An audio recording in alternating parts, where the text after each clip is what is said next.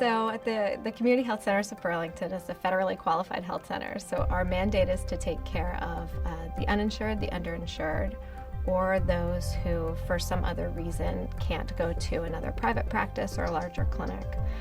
Which means that we're the safety net for a lot of patients with mental health disorders, substance abuse disorders, non-English speaking patients, especially adults, and just those who don't really know what they need. So we take care of a lot of young adults as well.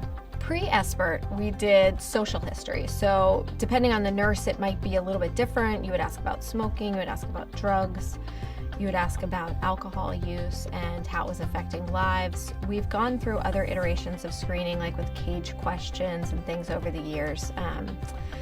But pre-SBIRT, it was probably not quite as formally done as far as the amount of substance used. It was more about the effect that substance was already having on your life. The difference being that it sort of forces the patient to have already come to the point where they identify that this is causing effect on their lives, whereas now with SBIRT, we're identifying people more just based on how much they're using. So we're catching sort of a bigger pool of people really before it's caused any problems for them. Our unit secretaries were excellent at going through the paperwork. Our social workers really seemed to enjoy the SBIRT screening, so they sort of jumped in on those. They were a pretty quick screening. They didn't have to bill for them, and that really helped so that it fit into our clinic flow pretty well. It also enabled some of us providers to start doing some of that motivational interviewing as well. So say the patient, we saw them, said, nah, I don't want to talk to social work today. So we could kind of address those findings as well after they'd already been identified. I think after seeing those questions being asked for our patients for now, well over a year, you can see that they feel more comfortable with the questions. I think it's just because they're objective.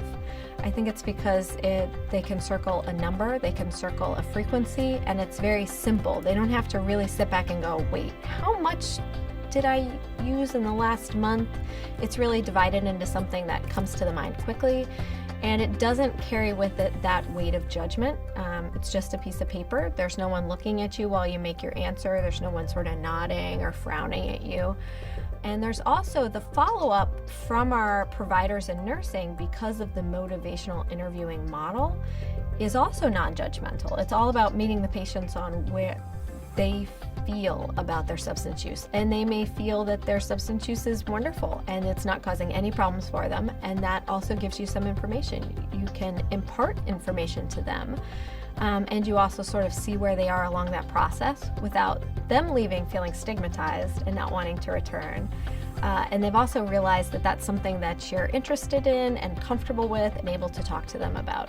What SBIRT helps us with is identifying those patients. So it really helps us to identify the patients early who could benefit from some pretty simple interventions early in their lives so that they don't roll into the problems that we see with patients later, 10 years later, 20 years later, where they're having both physical and mental health complications and consequences of their substance use. But I have found that both through the motivational interviewing piece, something that I'm going to apply to my practice moving forward, and also really this technique of identifying patients has been really invaluable for us in identifying people with whom we can talk about substance use well before it becomes a problem with them, and in a way where you don't have to have all of the answers or all of the resources, but just where you start getting them thinking about how their overuse might affect them in the future, that it is in fact overuse, and to let them know that they can definitely come in and talk to you about that in the future. I think it would be reasonable to expect that patients would, at least short-term, decrease substance use, and of course the goal would be to decrease substance use over their lifetime. So we know the nature of substance abuse disorders is recurring and relapsing with areas of stress or adjustments in their lives, but getting that information early on in their lives that this is something that could be harmful, that could worsen bad feelings, that could worsen health outcomes, we hope will make it so that they are less likely to use those things in excess moving forward.